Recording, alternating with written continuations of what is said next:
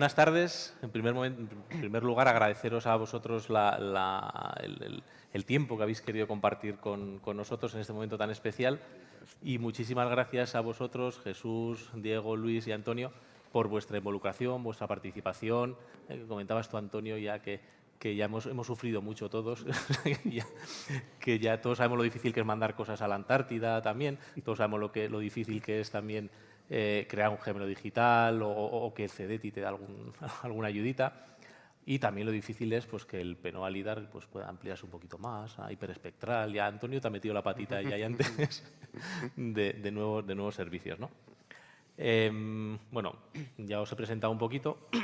Sois referentes en todo el tema de teledetección, ¿vale? Y cuando empezamos a montar todo este evento allá por el año pasado, yo dije, yo vi las ponencias o un poquito el formato que había y dije, aquí una mesa de debate, y además que lo tenía clavado, de naturaleza, ¿no? Todo el tema del cambio climático, y como es un evento muy tecnológico, pues vamos a hablar un poquito de tecnología de teledetección, que vosotros, pues bueno, sois grandes referentes en este aspecto. Y el título de la mesa redonda o de la mesa de debate es el Smart Nature, ¿no? Es decir, y aquí creo que cubrimos todos, ¿no? Cubrimos la parte de tierra, ¿vale? Cubrimos la parte de inteligencia, un poco inteligencia artificial, gemelo digital, cubrimos la parte de, me ha encantado, Luis, ciencias naturales, me encanta ese nombre, y cubrimos, aparte el IGRAFIS, ya sabemos que hace muchas más cosas, pero cubrimos la parte de vegetación, ¿no? Dentro de todas estas tecnologías de teledetección, de pues, el LIDAR, radar, hiperespectral, multiespectral, visible, infrarroja, que son tecnologías habilitadoras, ¿cómo nos están ayudando a conocer, a entender un poco más el entorno, a conocer un poquito más nuestro mundo? ¿Cómo se puede llegar a paliar ese el odiado cambio climático, ¿no?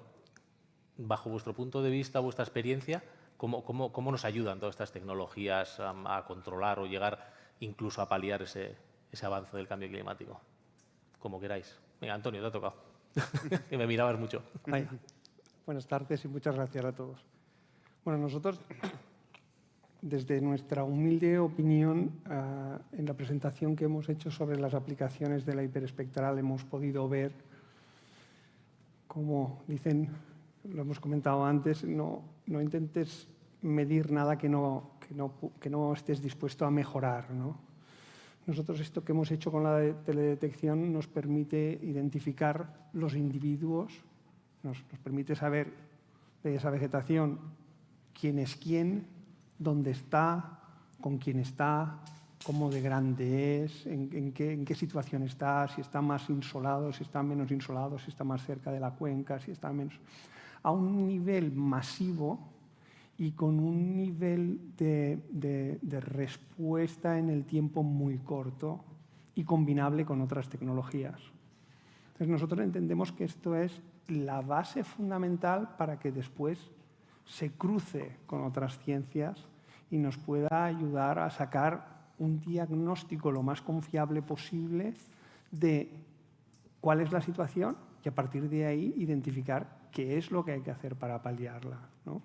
Porque para nosotros ver con ese nivel de detalle las 5.000, las 20.000 hectáreas de bosque nativo en Chile, que tú, pues como tienes el ojo humano, pues lo único que ves y lees papers y tal, pero todo era, has pasado como de la televisión en blanco y negro a la televisión en color. Y a partir de ahí vienen otras cosas.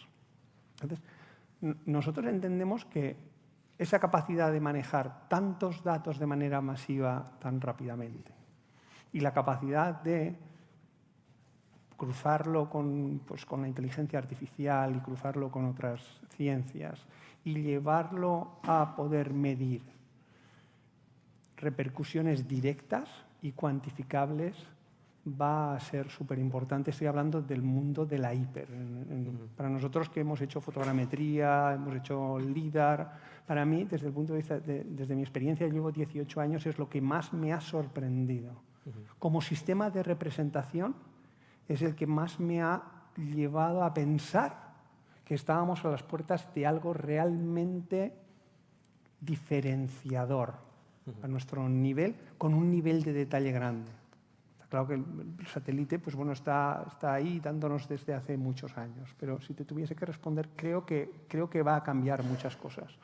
Toda esta parte de hablas de datos, claro, los datos de los que estamos hablando, todos los sistemas de teledetección generan una cantidad ingente de datos.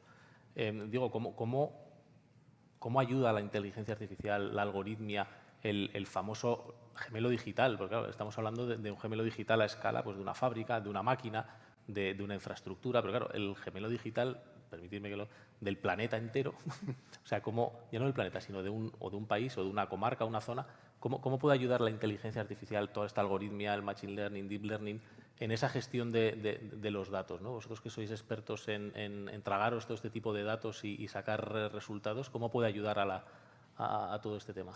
Bueno, lo primero, un placer estar aquí con estos compañeros, estos expertos en esta mesa. Desde la universidad, como pata de I+D, que somos, y diferentes quizás a las empresas, ¿no? Donde no se puede destinar tanto tiempo a investigar y a desarrollar, yo destacaría de esta revolución que comentabas antes y que comentaba el compañero, la democratización de la tecnología. Es decir, hace unos años era impensable poder tener acceso a todo ese Big Data espacial, no solo hiperespectral, multiespectral, radar, estamos hablando incluso ya de satélites de alta resolución, ¿no? Los denominados VHR, y que cada vez están siendo mucho más accesibles, como es el caso de Planet, ¿no? Y que ya nos están permitiendo capacidades que eran impensables hace unos años. Desde nuestro punto de vista y con los proyectos que tenemos encima de la mesa ahora mismo, el reto está en, primero, digerir toda esta gran información. Digerir esta información para el usuario final es un Everest. No se puede plantar a un usuario final que va a consumir y que va a tomar decisiones como a las que hacía alusión Antonio, ¿no? de qué está pasando en mi territorio en cualquier punto con la teledetección, sin darle las herramientas necesarias para digerirlo. Entonces, el primer paso, desde mi punto de vista, es clave que haya herramientas que permitan digerir esa información, que el usuario consuma prácticamente resultados finales, ¿no? Porque si no es imposible. Y la otra clave es integrar y fusionar. Es decir, para mí no existe una solución única en cuanto a una longitud de onda, ¿no? Sin muchos problemas como complejos que son, y con sus pros y sus contras, sus diferentes aristas, van a requerir que estas tecnologías espaciales se puedan integrar y se puedan fusionar. Y eso no es sencillo, ¿no? Si era difícil ya el enfrentarse al Big Data, más complicado todavía es que le digas a un usuario, mira, vas a tener que utilizar radar, vas a tener que combinarlo con hiperespectral, multiespectral, visible, porque el problema que tú tienes requiere de esto, ¿no? Y sin duda, pues integrar toda esa información, hacer frente a esa descarga de toda esa información y luego, como bien dices, incorporar técnicas de inteligencia artificial, pero yo siempre lo digo, la inteligencia artificial, que nadie se lleve a engaño, es decir, no es magia, es decir, al final es entrenar a un algoritmo y es bueno, pues lo que siempre se ha llamado en teledetección la clasificación supervisada. Es cierto que está evolucionando cada vez más y de las técnicas de aprendizaje máquina estamos ya en las de aprendizaje profundo, etcétera, etcétera, pero bueno, que requiere datos, requiere información, lo veíamos antes como el gemelo digital, y no hay una clave del éxito. Jesús y Luis asienten. Jesús, porque yo creo que se enfrenta muchas veces a ese problema de, claro, yo hago el PNOA LIDAR de todo un país. Esos datos los tengo yo que procesar, los tengo que publicar y tengo que generar un producto, ¿no? Para que el consumidor final, que somos nosotros o cualquier empresa, lo pueda digerir, ¿no? ¿Estáis utilizando algún tipo de algoritmia? ¿Vais un poco más a mano? ¿O cómo desde el IGN, cómo planteáis este futuro? Hablabas antes del 23-25, quiero recordar. ¿Cómo planteáis ese paso, ¿no? Fijaos, nosotros tenemos el problema que siempre hemos planteado mucho, no hemos centrado, bueno, históricamente, no tiene tanta historia el proyecto, en capturar. Hay que capturar y tener los datos. Pero, como decía él, no solo es capturar, hay que sacarle partido a ese dato. Y conforme la densidad aumenta, cada vez ves más y más elementos que muchos usuarios pueden sacarle partido. Entonces es cierto que te planteas, vale, esto hay que... ya lo de capturar es algo que está maduro, pero hay que invertir más en la parte de, en nuestro caso, procesado, que es la clasificación, la identificación de elementos. Y de hecho nosotros en este nuevo ciclo nos planteamos la inteligencia artificial, lo hemos estado analizando. El problema está que en imagen está más madura, en LIDAR mucha densidad, zonas concretas, empieza a madurar un poco, pero a gran escala todavía está muy incipiente. Entonces, de hecho, nos hemos reunido con otros países que llevan planes LIDAR y el mensaje de Holanda, Noruega, Finlandia fue muy bien, España. Seguid adelante y ya nos contáis. Ya nos llamaréis. Y ya nos llamáis a ver cómo va todo. Entonces, a día de hoy es cierto que vamos a seguir, digamos, con lo que es la metodología tradicional, pero en paralelo estamos investigando Con un inteligencia ojo puesto artificial. Hemos hecho una prueba piloto relativamente pequeña, estamos en una consulta pública y queremos lanzar ya un expediente ya considerable de producción para ver, pero queremos estar seguros de que nos va a ofrecer lo mismo, porque la inteligencia artificial, digamos, funciona relativamente bien cuando lo haces en tu barrio, en tu pueblo, en una zona pequeñita, coges un mobile mapping y lo haces en una ciudad, pero yo me tengo que enfrentar a Murcia, a Cantabria, a Pirineos, a Castilla-La Mancha, Claro. Sensores diferentes, empresas diferentes, una empresa te da un dato mejor, otra te da un dato peor. Claro, no es un único entrenamiento. Ya. Entonces, bueno, pero al final es nuestra Llegará. responsabilidad también el intentar sacar el mayor partido posible al dato. Bueno, nos quedamos con que estáis preparados para dar ese paso, ¿no? A ver Estáis si- investigando. Luis, tú que desde más cerca es el que más ha podido ver o palpar, ¿no? Comentabas en la, en la conferencia tuya el tema de la Antártida. ¿Cómo crees tú? Digamos que me refería a eso porque es donde más se puede empezar a notar el cambio climático, el deshielo, glaciares y demás, ¿no? Tú que lo has palpado ahí, ¿cómo crees que a nivel de conocimiento, cómo nos ayuda toda esa tecnología de teledetección, LIDAR, hiperespectral en vuestro caso, cómo nos ayuda a conocer una zona tan recóndita y tan poco conocida del planeta y a poder llegar a paliar, ¿no? A paliar esos efectos del cambio climático? Bueno, en un entorno tan exigente como la Antártida solo hay dos posibilidades desde mi punto de vista, y es trabajar a escala de satélite o trabajar a escala de terreno. Y cuando me refiero a escala de terreno, me refiero pues, a espectrometría de campo, o trabajo tradicional de campo, o trabajo con sensores embarcados en UAS. Seguramente en un futuro estoy seguro que se podrá hacer, pero embarcar un hiperespectral en un avión y ir a volar a la Antártida pues debe ser complicado. Tú que tienes más experiencia, pues... Rodrigo igual se anima. Yo veo a Antonio con ganas, ¿eh?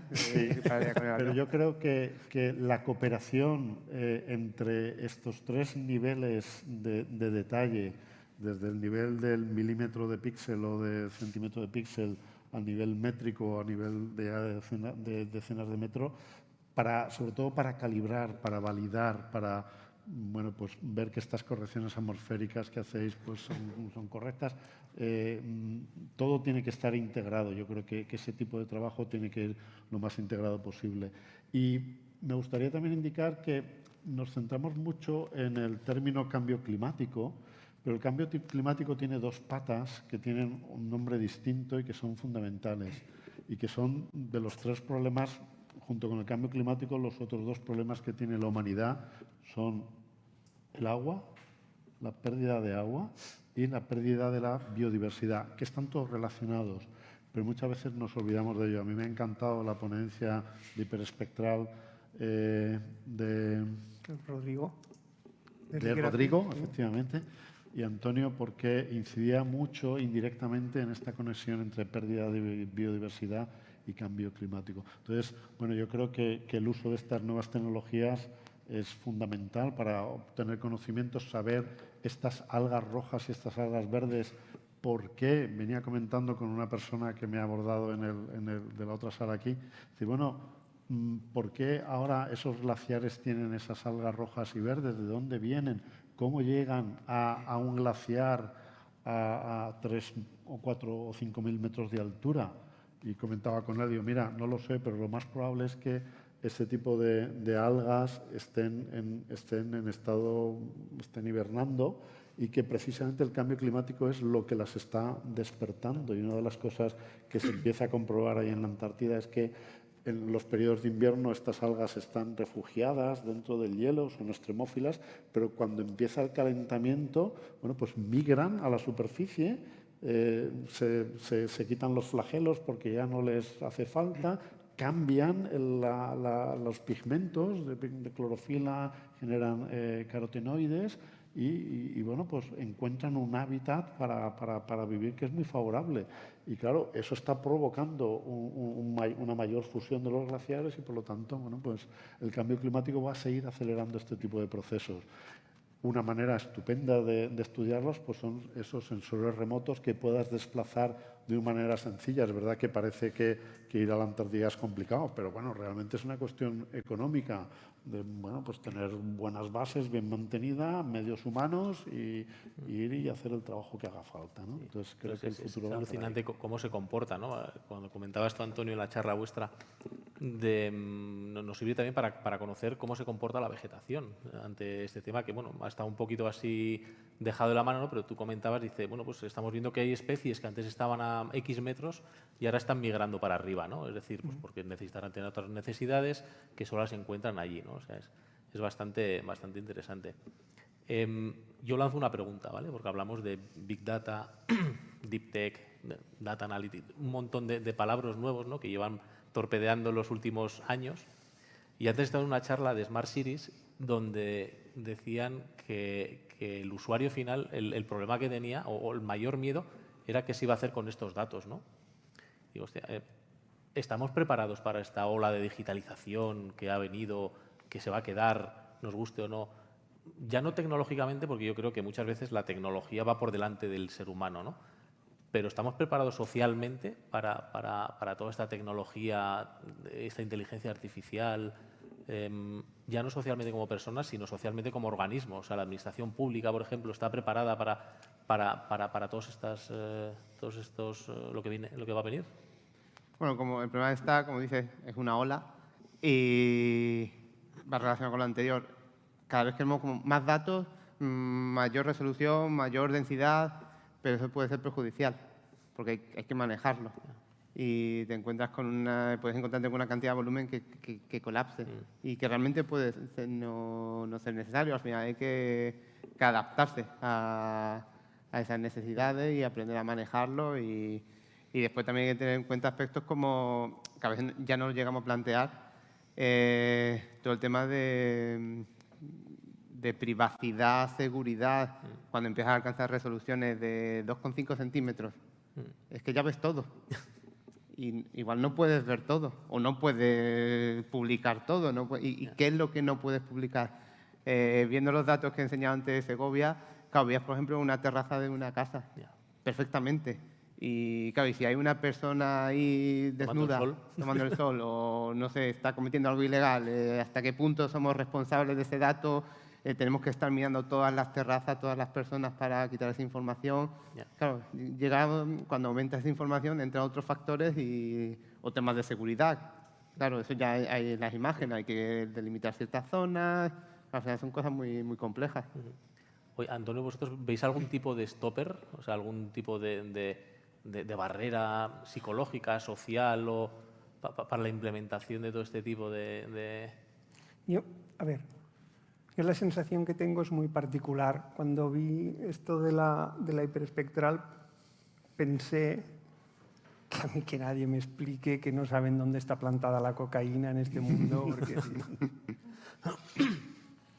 por lo tanto, es como romperte una barrera más, eso que te digan, no, es que no. Entonces, yo creo que las claves, como en todo, las claves sociales, la que nos toca a nosotros, ni estamos en la sanidad, por suerte, ni estamos en la justicia, estamos en la educación, que es una de las tres. Entonces, bueno,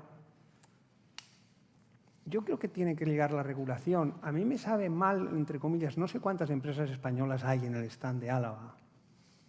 ¿Me explico? Nosotros somos un país consumidor de tecnología. Aquí estamos con un profesor que hace ciencia base y tal. Si si no desarrollamos nosotros, no vamos a tener la mano para decir incluso dónde parar. ¿Me explico? La pregunta que tú me haces, ¿dónde ves? Yo no veo final. No veo que nadie le pueda poner puertas a este campo. Hablaba esta semana con un profesor de la Politécnica de Valencia que me decía que en cuanto a inteligencia artificial, él estaba dedicando al día 2 horas a leer cosas nuevas, cada día, 2 horas. Cuando antes, pues a lo mejor dedicaba 2 horas a la semana. Estamos multiplicando por 30 eso. Y eso es imparable en un ámbito en el que todos sabéis que, bueno, que ahora está muy en boga, ¿no? Pero estábamos hablando de publicaciones hace un momento. Primero, yo creo que no, que es un tsunami, que es una ola bárbara. Y después creo que hay que apelar al humanismo para ponerle fin, no a la tecnología. Y que los chavales tendrían que estudiar filosofía, literatura y cosas así, y deberíamos devolver un poco a la educación, porque si lo dejamos en manos de los que lo han desarrollado, les mola tanto que no van a pensar en las consecuencias. Nos vamos a ir dando cuenta, vamos a ir poniendo parches, ¿no? Porque esto es que va muy, muy rápido.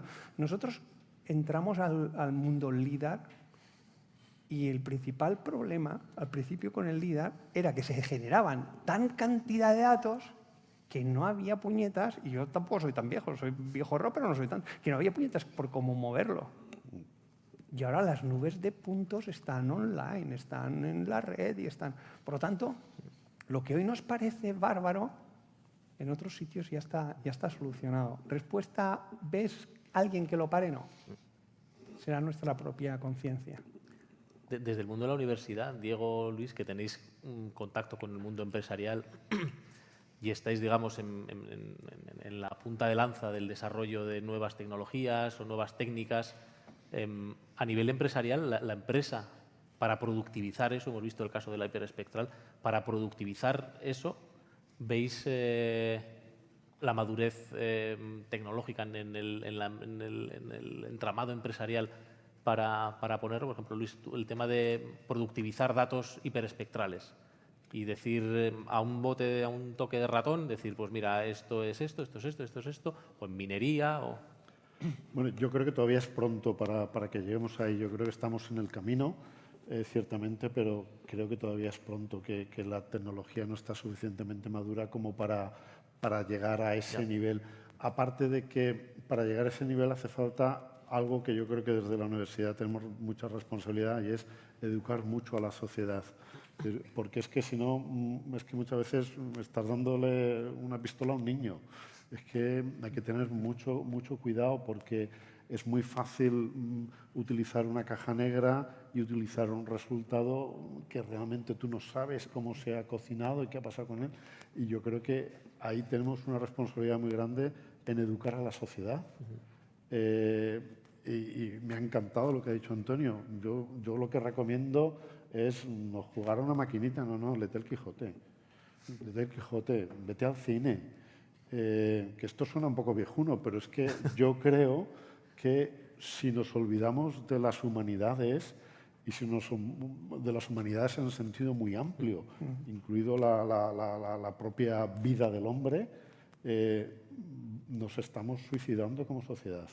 Entonces, yo creo que a la tecnología hay que ponerle un freno, y el único freno viene desde la humanidad, desde la espiritualidad, desde esos campos que son ajenos a la tecnología, pero que afectan a los que manejamos y producimos la tecnología, que somos los hombres. Es decir, que vamos a humanizar la tecnología, ¿no? Un poquito. Diego, vosotros que también estáis muy en contacto con empresas... Sí, a ver, yo diferenciaría dos aspectos. Uno es la digitalización de la tecnología como tal, sensores y todo lo que eso conlleva, pero luego otro mucho más importante, que es el que yo creo que estamos ahora enfatizando, es la digitalización en la educación, y ahí ese es el problema, ¿no?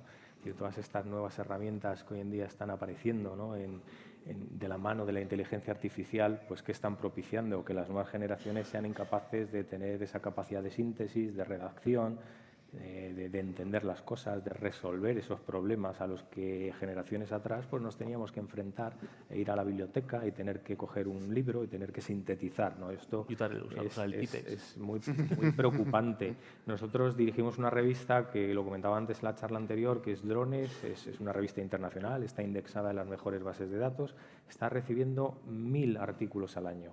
El gran problema ahora mismo al que se tiene que enfrentar Drones es la gran cantidad de papers que están generados con inteligencia artificial y con este tipo de herramientas.